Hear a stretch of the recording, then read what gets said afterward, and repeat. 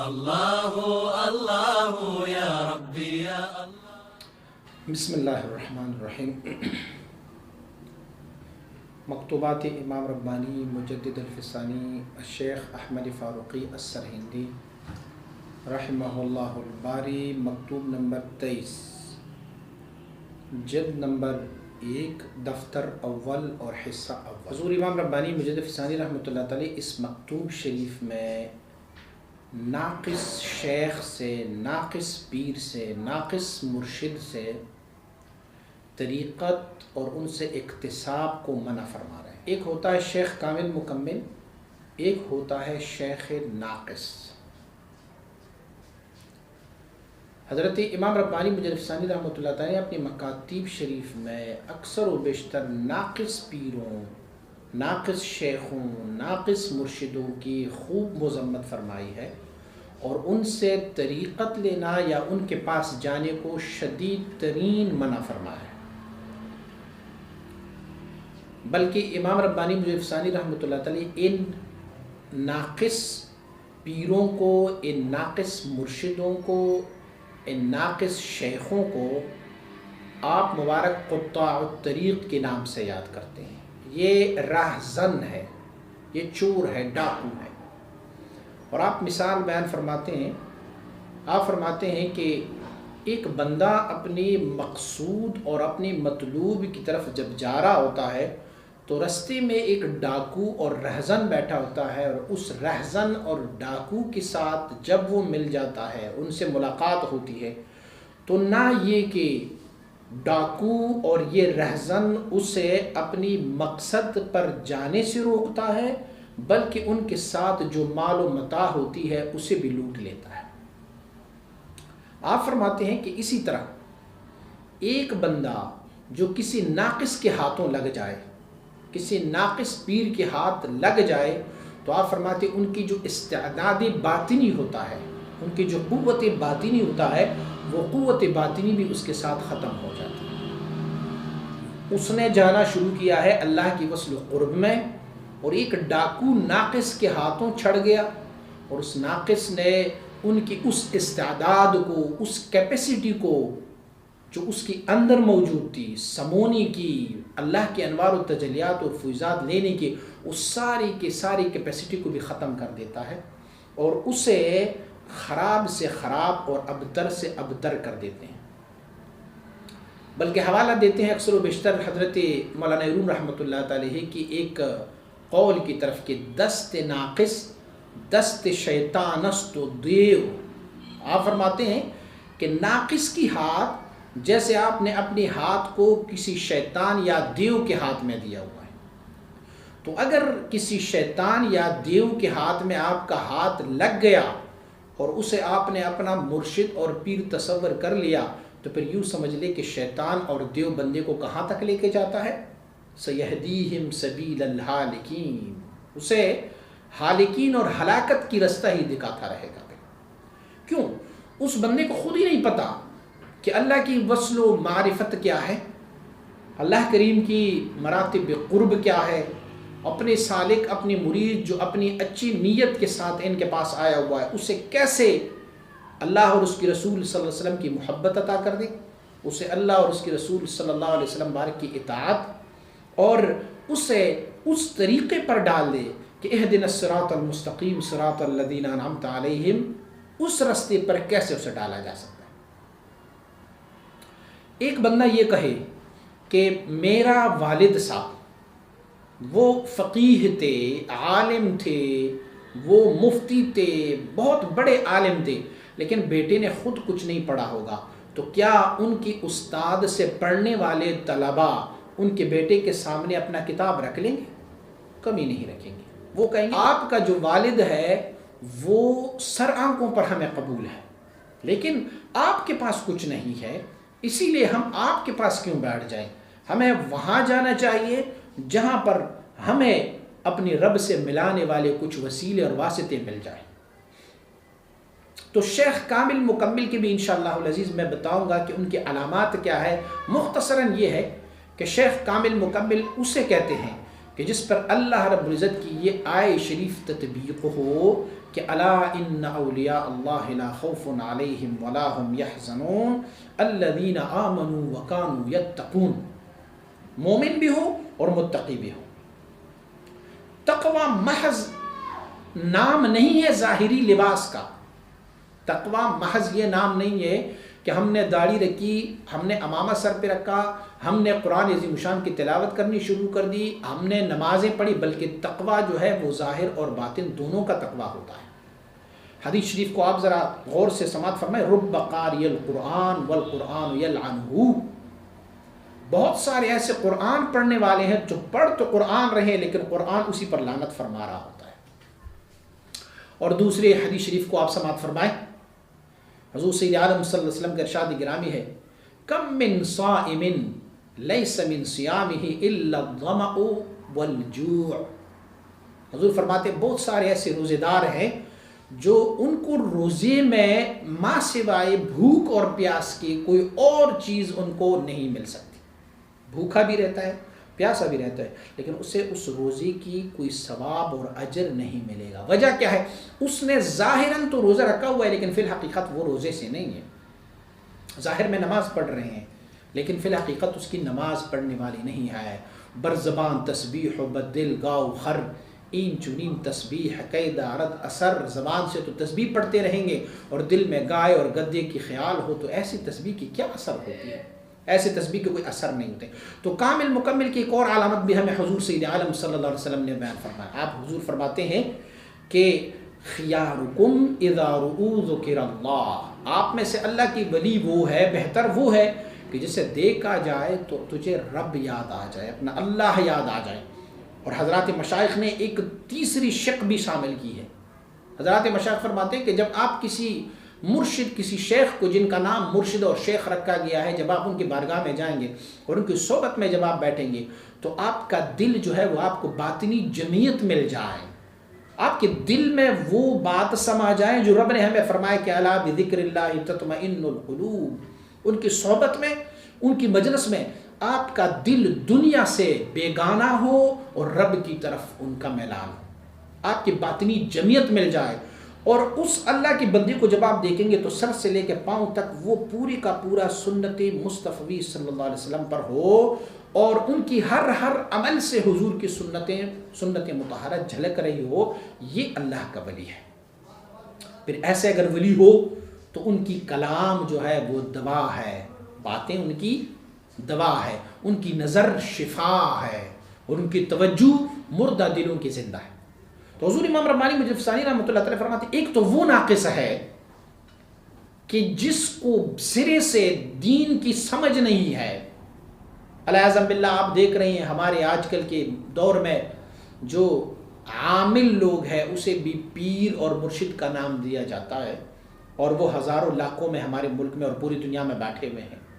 کرتب دکھانے والے، کوئی مسخرے اور مذاق اڑانے والے، کوئی کچھ دکھانے والے، کوئی کچھ دکھانے والے، نام بھی عجیب و غریب رکھے ہوئے ہیں. تو وہ اگر آپ دیکھیں گے، ان سے پوچھیں گے کہ بھئی نماز کیا ہے، وہ کہیں گے ہم تو کعبۃ اللہ میں جا کے نماز پڑھتے ہیں. بھئی اگر کعبۃ اللہ میں نماز پڑھنی ہے تو کھانا بھی وہاں کھاؤ، زندگی بھی وہیں گزارو. لیکن حضور مدینہ منورہ میں ہوتے تھے، کبھی نہیں فرمایا کہ میں نے کعبے میں جا کے نماز پڑھی ہے یا میں نماز کعبے میں جا.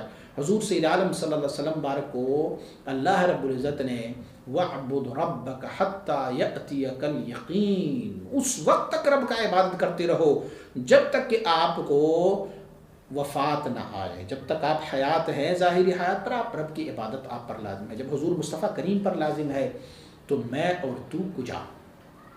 اس لیے ان ناقصوں سے بچے. ایک تو وہ ناقص ہے جس میں سے شریعت مطہرہ کی نقص ہو، دین اسلام کی نقص ہو، وہ کبھی ولی نہیں ہو سکتا. رب نے شرط ہی لگایا ہوا ہے، ولایت کے لیے ایک شرط لگایا ہوا ہے. اللہ کریم نے فرمایا الا ان اولیاء اللہ لا خوف علیہم ولا هم یحزنون. پھر ولی کون ہے؟ الذین آمنوا، سب سے پہلے شرط ایمان ہے. دوسرا شرط وکانوا یتقون، اور وہ متقی ہو. بھئی نمازیں نہ پڑھے، کوئی پاکی ناپاکی کا کوئی انتظام نہ ہو اور روزے وغیرہ بھی معاف کرائے جائیں اور اس کے علاوہ دین و دین شریعت مطہرہ سے بھی دوری ہو، مرد اور خواتین کی خلطیت ہو اور شریعت مصطفیٰ کی صلی اللہ علیہ وسلم کی دھجیاں اڑا رہے ہو اور نام رکھا ہوا ہے پیر اور مرشد. ایک تو یہ ہے، یہ تو ناقصوں سے بھی ناقص ہے. اسے پیر اور مرشد کا لفظ کہنا بھی جائز نہیں ہے. یہ پیر ہے ہی نہیں، یہ مرشد ہے. اچھا، مرشد کی معنی کیا ہے؟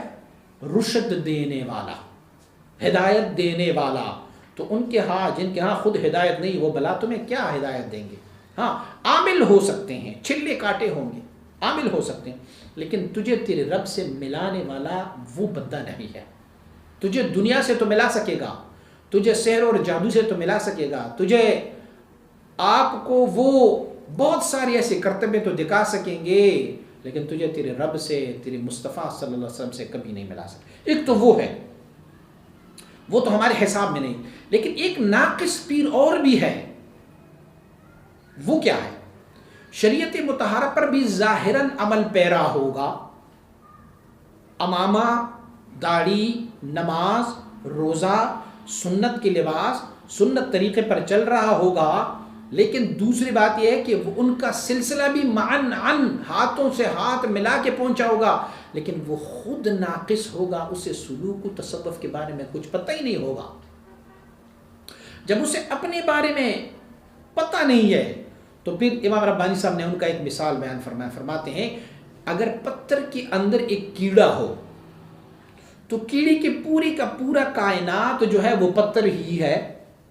مثلا اگر آپ یہ سوچیں کہ کسی پھل میں کوئی کیڑا لگ گیا، سیب میں کیڑا لگ گیا، تو اب کیڑا یہ سمجھ رہا ہے کہ میری زمین اور میری آسمان اور کل کائنات یہ سیب ہی ہے بس.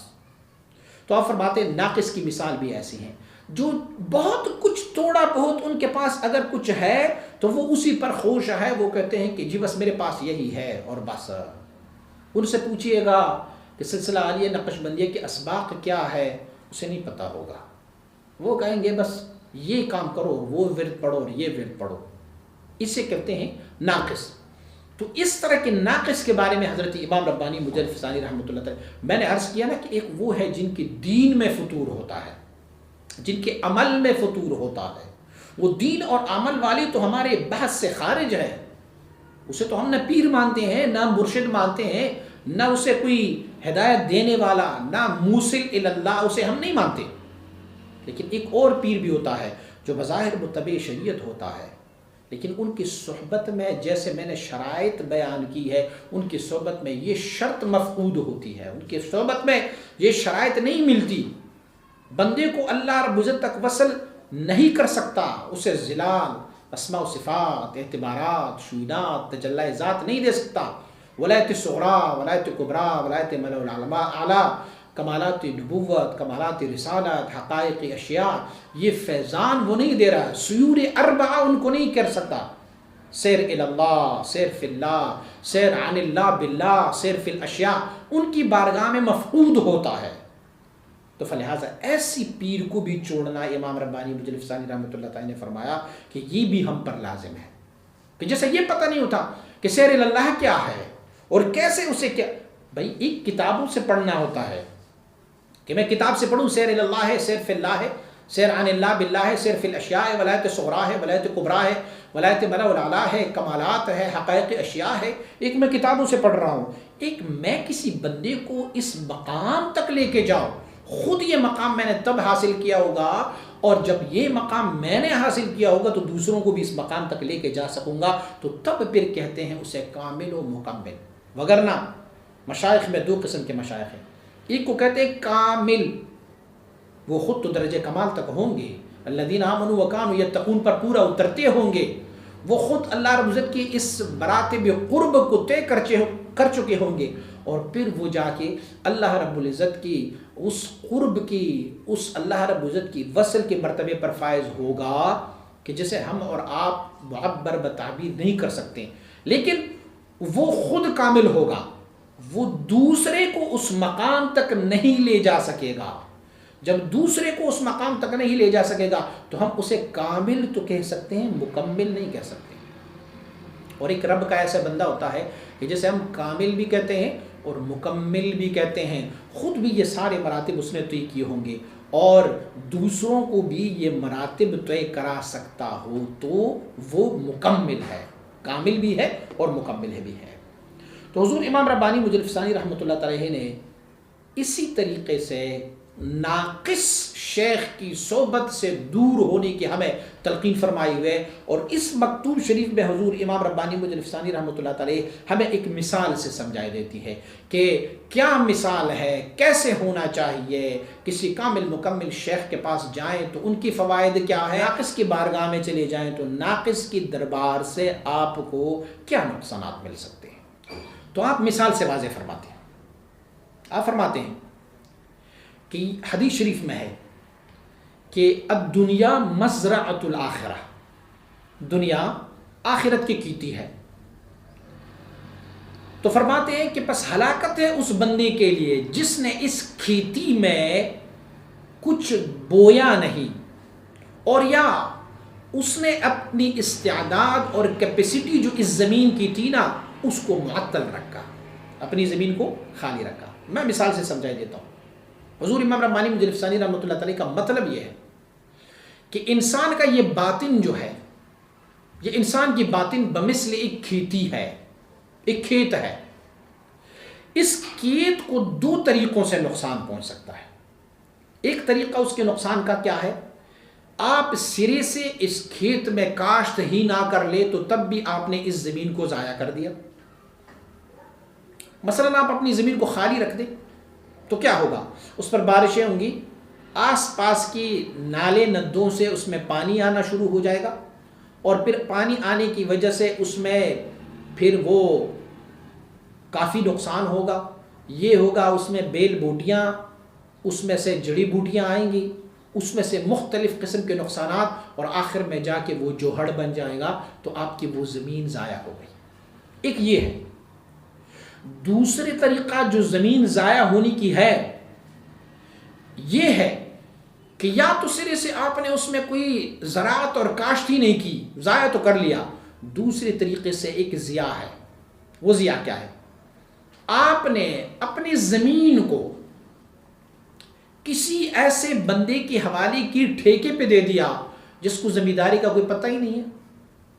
اب وہ کیا کریں گے، وہ جس کو پتہ ہی نہیں ہے تو وہ گندم کی کاشت کی وقت وہاں پر جوار کاشت کریں گے، کماد کی کاشت کی فصل کے وقت وہ اس میں سے گندم کاشت کریں گے، اور مکئی کے بجائے وہ باجرہ کاشت کریں گے۔ وہ یہ نہیں دیکھیں گے کہ یہ زمین جس علاقے میں پڑی ہے کیا اس میں کپاس بھی ہو سکتی ہے کہ نہیں، اس میں کیا کماد کا فصل ہو سکتا ہے کہ نہیں ہو سکتا، کیا اس زمین میں ہم گندم کاشت کریں گے تو گندم اگے گا کہ نہیں ہے۔ اب دیکھو ضیاء، دیکھو آپ، وہ زمین اس لائق ہی نہیں ہے کہ اس میں گندم کاشت کی جائے، لیکن نااہل زمیندار جس کو آپ نے اپنی زمین کو ٹھیکے پہ دیا ہوا ہے، وہ نااہل زمیندار اس زمین میں گندم کاشت کر لیں گے تو دیکھیں گندم کی جو بیج انہوں نے خریدی ہے ایک وہ نقصان ہو گیا۔ دوسری بات یہ ہے اس نے وہاں پر ٹریکٹر ٹرالے چلائے ہوئے ہیں، ان کا بھی نقصان ہوا، ہل جو چلائے ہیں وہ سارے پیسے ضائع ہو گئے۔ اس کے بعد وہ پانی دیں گے، پانی کی جو قیمت ہے وہ بھی ضائع ہو گیا، وقت بھی گزر گیا، آخر میں اسے فصل بھی کوئی نہیں ملے گا۔ تو 4-5 نقصانات ہو گئے، مال کی بھی نقصان ہو گئی، بیج کا بھی نقصان ہے، اور زمین کا بھی نقصان ہے۔ اور اچھا اس زمیندار کو تو پتہ ہی نہیں ہے کہ گندم کو کتنے بار پانی دیا جاتا ہے، پوری فصل کو کتنے بار پانی دیا جاتا ہے۔ وہ روز اپنا بیلچہ اٹھائے اور روزانہ اس کو پانی دیں تو نہ محض کہ وہ گندم کا فصل خراب ہوگا بلکہ زمین بھی خراب ہی خراب ہوتی جائے گی۔ تو آپ مبارک فرماتے ہیں ناقص کی مثال ایسی ہے جیسے ایک ناقص زمیندار، آپ نے اپنے باطن کی زمین، باطن کی کھیتی ان کے حوالے کر دی۔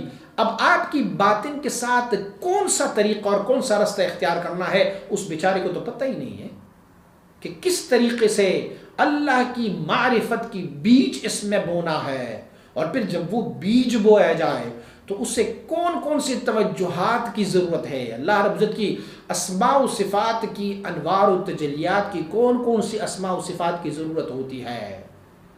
پھر وہ آپ کی زمین بھی ناقص ہو گئی اور جس ناقص کے ہاتھ میں تھا آپ کا مال بھی ضائع ہو گیا، اور آپ یہ سمجھ رہے ہوں گے کہ ہماری زمین تو ٹھیکیدار کے پاس ہے اور ٹھیکیدار ہمیں سالانہ اس میں سے کچھ دیں گے، لیکن حاشا وکلا، آپ کو کچھ نہیں مل سکتا۔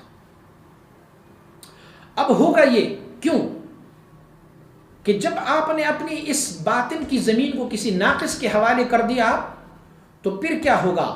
وہ ناقص بذات خود جو ہے وہ اپنی ہوا اور نفسانی خواہشات کے متبع ہے، تو تجھے بھی نفسانی خواہشات کے متبع ہی بناتا رہے گا۔ تیرے پیروں میں گھنگرو ڈالیں گے، وہ خود گھنگرو والے ہیں، تجھے میوزک کے محفلوں میں لے کے جائیں گے چونکہ خود وہ میوزک بجا رہے ہیں، تجھے وہ کسی ایسی جگہ پر ناچ گانے میں لے کے جائیں گے کیونکہ وہ خود ناچ گانا کر رہے ہیں، وہ تمہیں کہیں گے یہ چیزیں سلوک و تصوف کی، العیاذ باللہ العیاذ باللہ۔ آج کل تو بڑی مشہور بات ہے، کہتے ہیں چرس جو ہے یہ ملنگی نشہ ہے، تو چرس پلاتے رہیں گے آپ کو، پھر وہ آپ کو اسی طرح ضائع کرتے جائیں گے۔ آپ کے پاس ایک بہت اچھی کیپیسٹی ہے، آپ کا باطن اس لائق ہے کہ رب کائنات کی معرفت اس سے حاصل کیا جائے، لیکن اگر ناقص کے بارگاہ میں گئے، ناقص کے پاس گئے تو ناقص تجھے سیہدیکم سبیل الحالکین، اور تجھے ہلاکت والوں کی رستہ دکھائے، کیونکہ وہ خود جو ہے خود اسے نہیں پتا۔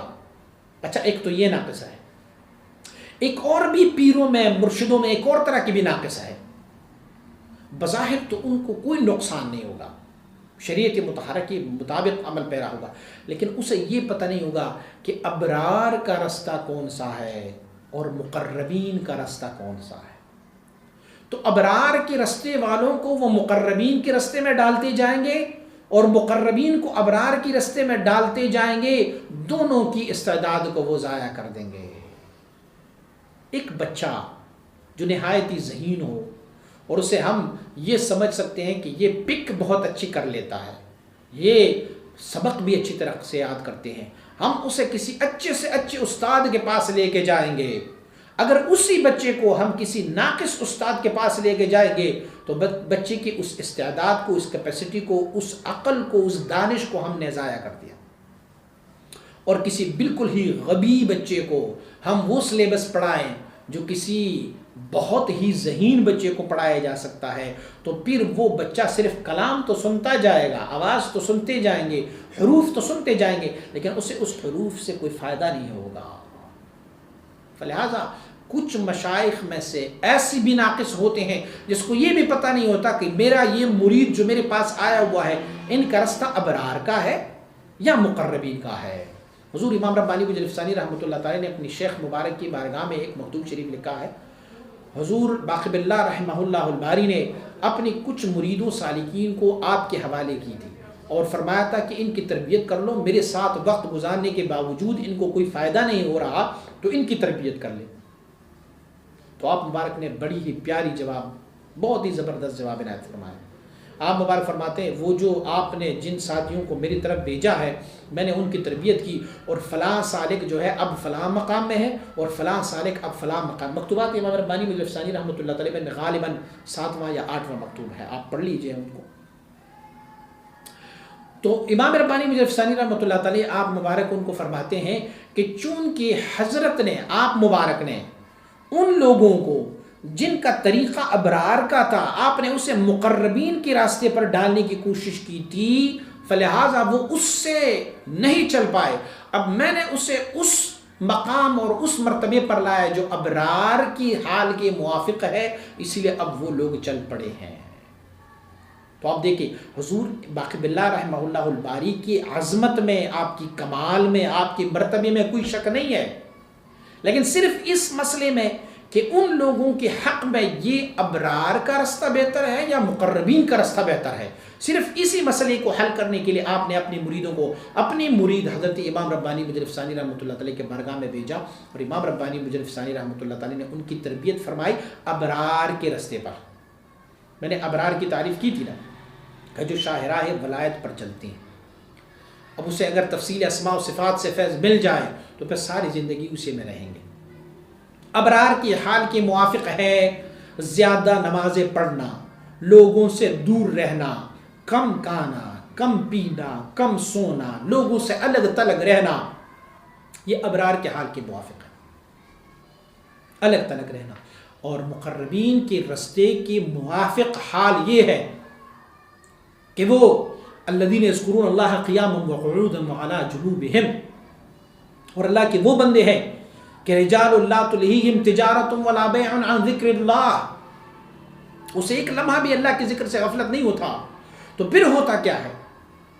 وہ سوتے ہیں، جاگتے ہیں، چلتے ہیں، پھرتے ہیں، کھاتے ہیں، پیتے ہیں، تجارتیں کرتے ہیں، وہ شادیاں کرتے ہیں، بچے پیدا کرتے ہیں، لیکن سارے کا سارا طریقہ ان کا جو ہے وہ رب کی ذکر اور رب کی یاد سے ایک لمحہ، ایک لحظہ بھی غافل نہیں ہوتا. یہ مقربین کا رستہ ہے جسے رب کائنات اللہ یجتبی الیہ من یشاء، رب اسے اپنی طرف منتخب کر لیتا ہے. اب آپ دیکھیں کہ جب ایک بندہ ناقص کے پاس چلا جاتا ہے تو پھر وہ خود چون کے نفسانی خواہشات کا شکار ہے تو اسے بھی نفسانی خواہشات کا شکار کر لیتے ہیں. تو پھر کیا ہوتا ہے؟ فَيَحْصُلُ ظُلْمَةٌ عَلَى ظُلْمَةٍ، پھر ایک تاریکی کے بعد ان کو ایک اور تاریکی پر تاریکی ان کو مل جاتی ہے. اور دوسری بات یہ ہے کہ جو ناقص ہوتا ہے اسے تمیز نہیں ہوتا اس بات کی، وہ یہ بات کو سمجھ نہیں رہا کہ وہ طریقہ جو رب تک وصل کر دینے والا طریقہ ہے اور وہ طریقہ جو رب سے دور کر دینے والا طریقہ ہوتا ہے، اسے نہیں پتہ ہوتا. نہایت ہی معذرت کے ساتھ ہمارے سلسلے کے ایک بندے نے مجھے یہ کہا کہ میری شیخ نے مجھے ایک نماز کی تلقین کی ہے. میری شیخ نے مجھے بتایا کہ جب آپ نماز پڑھنے لگیں تو آپ اپنی حاجات کے لیے ایک نماز پڑھو. وہ کیا نماز ہے؟ 4 رکعت کی نماز کی نیت کر لو اور کھڑے ہو کے جیسے آپ نیت باندھو گے تو پہلی رکعت میں قیام میں آپ نے 100 بار درود شریف پڑھنا ہوتا ہے، پھر رکوع میں 100 بار درود شریف پڑھیں، پھر اس کے بعد قومے میں، پھر اس کے بعد قعدے میں، سجدے میں، جلسے میں، ایسے کرتے کرتے آپ ہر حرکات اور سکنات جو نماز کے ہیں اس میں سے 100 بار درود شریف پڑھا کریں تو اللہ آپ کی حاجات کو پورا فرمائے. اللہ اکبر. درود پڑھنے کی کوئی مخالفت نہیں ہے، درود بڑی فضیلت کی بات ہے، لیکن درود کو اپنی جگہ پر پڑھ لینا اور نماز کی جو واجبات ہے، نماز کی جو فرائض ہے، نماز کی جو تسبیحات ہے اسے اپنی جگہ پر پڑھ لینا یہ فضیلت ہے. اب نماز کی جو واجبات اور فرائض اور تسبیحات و تکبیرات ہیں وہ سب کو چھوڑ دیں اور اس میں سے درود پڑھتے جائیں گے تو یہ تو سمجھ رہا ہوگا کہ میں اپنی رب تک وصل کر دینے والی کام کر رہا ہوں، لیکن فی الحقیقت یہ رب سے فصل کرنے والی بات ہے. اب آپ یہ سمجھ لیں کہ درود شریف کی فضیلت میں کوئی کمی نہیں ہے. افضل ہے جس نے ایک بار درود شریف پڑھی، اللہ ان کی 10 درجات کو بلند فرما دیتا ہے، 10 حسنات ان کی نامہ اعمال میں لکھ دیتے ہیں، 10 خطاؤں کو معاف فرما دیتے ہیں. حضور فرماتے ہیں جو اکثر درود پڑھتے ہیں، جو زیادہ کثرت سے درود پڑھتے ہیں، قیامت والے دن وہ میرے اتنی ہی قریب ہوگا. کوئی شک نہیں ہے اس میں. لیکن اسی درود شریف کو اگر نماز کی تمام اجزاء میں، نماز کی تمام حرکات و سکنات میں، نماز کے اپنے اصول کو چھوڑ کے اگر اسے اپنایا جائے تو اسے کہتے ہیں شیخ ناقص، کہ اسے یہ پتہ نہیں ہے کہ وہ چیزیں جو رب سے جدا کر دینے والی ہے، رب سے فصل لانے والی ہے، سمجھ تو رہا ہوگا میں بڑا اچھا کام کر رہا ہوں لیکن فی الحقیقت وہ برا کر رہا ہوگا. کیوں؟ اسی لیے امام ربانی صاحب فرماتے ہیں اذ هو غیر واصل قط، وہ خود واصل نہیں ہے، اسے نہیں پتا یہ ثواب ہے یا گناہ ہے، یہ میں جو عمل کر رہا ہوں یا اپنی مرید سے کروا رہا ہوں. اور اسی طرح لا یمیز بین الاستعدادات المختلفۃ للطلبۃ، اسی طرح وہ ناقص شیخ کو یہ بھی معلوم نہیں ہے کہ میرے پاس آنے والے اس طالب العلم کی استعداد کیا ہے، یعنی یہ کون سے مرتبے کو جذب کر سکتا ہے، کون سے مرتبے پر یہ چل سکتا ہے، اس کے حال کے موافق ابرار کا رستہ ہے یا اس کے حال کے مطابق مقربین کا رستہ ہے یا ان کی حال کے مطابق سلوک کا رستہ ہے یا جذبے کا رستہ. دیکھیں ایک اہم جز ہے سلوک و تصوف. جذبہ کہتے ہیں کشش لطائف کو، اور سلوک کہتے ہیں نفس کی اطمینان اور عناصر اربعہ کی اعتدال کو سلوک کہتے ہیں. اب یہ ناقص جو ہے اسے یہ نہیں پتا کہ یہ سالک جو میرے پاس آئے ہیں ان کی حال کے مطابق سلوک کا رستہ ہے یا ان کے حال کے مطابق اب جذبے کا طریقہ ہے. یعنی میں ان کی شروع کروں لطائف خمس عالم امر سے، یا ان کو میں پہلے لطیفہ نفس اور قالبی اور اعتدال عناصر کے کام شروع کرا دوں؟ تو ایک بندے کے حال کے موافق ہوگا جذبے کا کام، اور وہ اسے سلوک کے رستے پر ڈالتا جائے گا، ضائع کر دی اس کو. اور ایک کے حال کے مطابق ہوگا جذبہ، اسے سلوک میں ڈال دے گا. سلوک جس کے حال کے مطابق ہوگا اسے جذبہ ڈالا جائے گا، فلہذا وہ بھی ضائع ہو گیا. کیوں؟ شروع میں ان کے لیے یہ ضروری ہوتا ہے کہ وہ مرید کے حال کو جانے کہ یہ مرید، اس کو میں کیا تلقین کر لوں، میں اسے سلسلہ عالیہ نقش بندیہ میں ہی چلاؤں یا پھر میں اسے دوسرے سلاسل میں چلاؤں، کیونکہ دوسرے سلاسل میں پہلے سلوک کا کام کرایا جاتا ہے، اس کے بعد جذبے کا کام کرایا جاتا ہے، اور سلسلہ عالیہ نقش بندیہ میں پہلے جذبے کا کام ہے، اس کے بعد سلوک کا کام کرایا جاتا ہے. تو اب شیخ جو خود ناقص ہے اسے یہ نہیں پتا کہ جذبہ کیا ہے، سلوک کیا ہے، تو اپنی مرید کو کہاں ڈالیں گے، اپنی مرید کو کس طریقے پر ڈالیں گے؟ اسی لیے پھر ان کے لیے ضیاع اور نقصان ہوگا، مرید کے لیے ہی ضیاع اور نقصان ہوگا. پیر تو ویسے بھی فارغ البال ہے، اسے تو کوئی نہیں ہے. اب ایک اور کام ہوگا، وہ شیخ یا تو اس بندے کو پہلے سلوک کے رستے میں ڈالیں گے، فَأَضَلَّ عَنِ الطَّرِيقِ كَمَا ضَلَّ، اسے رستے سے گمراہ کر دیا جیسے وہ خود بھی گمراہ. یار ان کی حال کے مطابق سلوک کا رستہ نہیں ہے، اس کے حال کے مطابق جذبے کا ہے، یا ان کے حال کے مطابق سلوک ہے جذبہ نہیں ہے، یا جذبہ ہے سلوک نہیں ہے. اسی لیے اسے اس کی حال کے موافق رستے پر ڈالو تو تب چلے گا. آپ نے پرائمری کی طالب العلم کو لا کے میٹرک میں بٹھا دیا، 10th کلاس میں بٹھا دیا. اب 10th میں جب آپ نے بٹھا دیا اسے جو سلیبس آپ پڑھائیں گے نا، یار خود جب نہیں پڑھے ہوں گے تو کیا ان کو پڑھائیں گے؟ اور اگر خود بھی پڑھے ہوئے ہوں تو آپ کو یہ معلوم نہیں ہے کہ یہ بچہ ابھی پرائمری کے بھی قابل نہیں ہے، اسے پریپ میں 1 میں لگاؤ، اور آپ نے اسے میٹرک میں لا کے بٹھا دیا تو کیا پڑھے گا وہ؟ ہاں ایک طریقہ ہے، ان سے پیسے لیتے جاؤ گے اور پھر جو ہے اسے پاس کراتے جاؤ گے، پھر یہی مقصد رہے گا. تو اسی لیے ناقص کے پاس جانے کے یہ مضرات اور یہ ان کی ضرر اور نقصانات ہیں. اب آپ مبارک اس مکتوب شریف میں کیا فرما رہے ہیں؟ فرماتے ہیں کہ اگر کسی ایسے ناقص کا ڈسا ہوا بندہ ایسے ناقص کے ہاتھوں میں جانے کے بعد اگر کوئی بندہ کسی کامل مکمل شیخ کے بارگاہ میں آ جائیں گے تو پھر شیخ کامل مکمل سب سے پہلے کیا کریں گے؟ آپ مثال سے سمجھائی دیتے ہیں.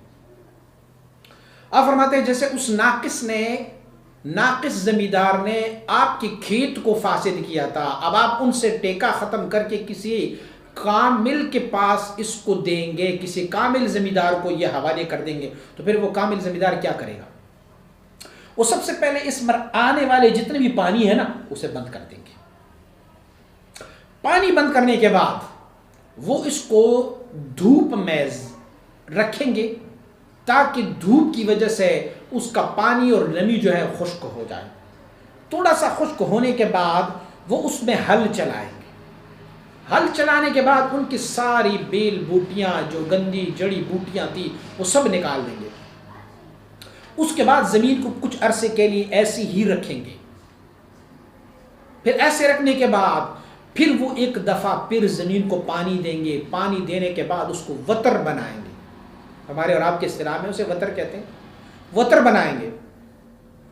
وتر بنانے کے بعد یہ اب بازار سے بہترین اور اعلیٰ ترین بیج خریدیں گے. مثلا گندم کی بیج ہم لیں گے. بہترین بیج لینے کے بعد پھر یہ بہترین طریقے سے اس زمین میں ہل چلائیں گے. پھر اس میں سے بہترین بیج بوئیں گے. اس کے بعد اس میں سے یوریا اور کھاد ڈالتے جائیں گے. اس کے بعد پھر روز اسے پانی نہیں دیں گے. پھر اسے معلوم ہوگا کہ گندم کی فصل کے لیے کتنا پانی چاہیے اور کتنے وقفے سے پانی دینا چاہیے.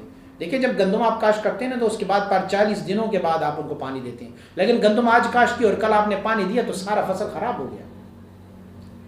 پھر جب گندم پک جاتے ہیں اس وقت آپ پانی نہیں دیتے. اگر آپ نے اس وقت پانی دے دیا تو بھی فصل تباہ ہو گیا. گندم کے سارے دانے خوشوں سے نکل کے گر جائیں گے. تو کیا ہوگا؟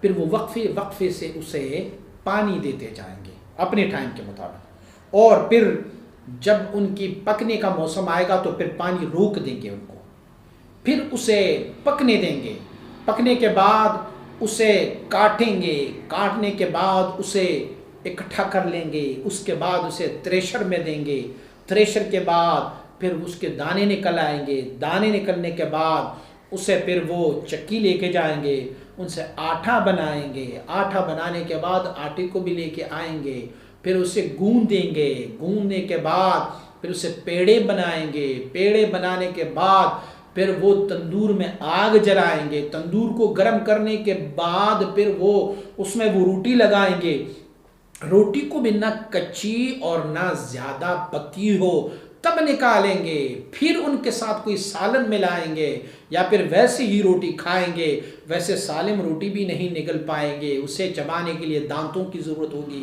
پھر اسے نگلنے کی ضرورت ہوگی، پھر اسے میدے میں لے کے جانے کی ضرورت ہوگی، میدا پھر اس کو پروسیس کرتا جائے گا، میدے میں ان میں سے جو اچھی چیزیں ہوتی ہیں وہ ہمارے خون میں کنورٹ ہو جائیں گی، ہمیں طاقت اور عزت اس میں سے ملتی جائیں گی۔ لیکن اگر ان سارے پروسیس میں کوئی بھی چیز خلاف فطرت ثابت ہوئی تو پھر نہ روٹی بنے گی نہ گندم، نہ آپ کی زمین ہوگی۔ اچھا، شیخ کامل مکمل کے بارگاہ میں آپ جائیں گے، پہلے اس نے آپ کو طریقہ کچھ اور بتایا تھا ناقص نے، اب شیخ کامل مکمل کی صحبت میں آ جائیں گے۔ شیخ کامل مکمل تجھے تمہاری اس باطن کی کھیتی کو اپنے سامنے رکھیں گے، اس میں جتنی بھی اس نے فسادات ڈالے ہیں، خرابیاں ڈالی ہیں، وہ اپنی توجہ مبارکہ سے ان کو اصلاح کر دیں گے، اور جب توجہ کاملہ سے ان کو اصلاح کرتے جائیں گے، آپ کو فوراً نہیں کہیں گے کہ میں نے تجھے اپنا خلیفہ بنا لیا، جا کے تم کام کر لو، وہ پہلے تجھے تمہارے حال کو دیکھیں گے کہ آپ کا حال کیا سلوک کے ساتھ موافق رکھتا ہے